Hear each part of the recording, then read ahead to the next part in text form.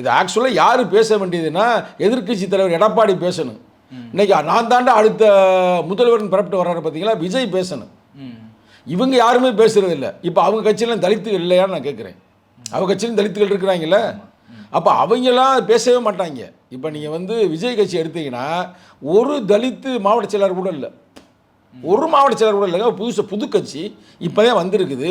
நீங்கள் ஆரம்பத்தில் கட்சி ஆரம்பிக்கும் போது எங்களுடைய ரோல் மாடல், எங்களுடைய கொள்கை தலைவர் யாருன்னா புரட்சி அம்பேத்கர்பாங்க.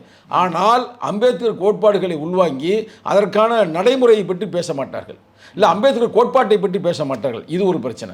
இந்த பகுதி எடப்பாடியை பார்த்தீங்கன்னா, எடப்பாடியில் வந்து ஒரு காலத்தில் வந்து கிராமங்களில் வந்து அதிகமாக வந்து தலித்துகள் ஓட்டு தான் அவங்களுக்கு இருந்துச்சு. இப்போயும் கூட இருக்குன்னு வச்சுங்களேன், கொஞ்சம் அங்கங்கே இருக்குது. இல்லைன்னா நம்ம சும்மா ஒரு கட்சியை நம்ம சொல்ல முடியாது. அப்படி இருக்கும் பொழுது அவங்க வந்து தலித்து மக்களுக்காக பேசணும்ல, அவங்களும் பேசுறதில்லை, வாயை மூடி கிடக்கிறாங்க. அப்போ தமிழ்நாட்டின் உண்மையான எதிர்க்கட்சியாக செயல்படுவது யார் என்றால் விடுதலை சிறுத்தைகள் தான்.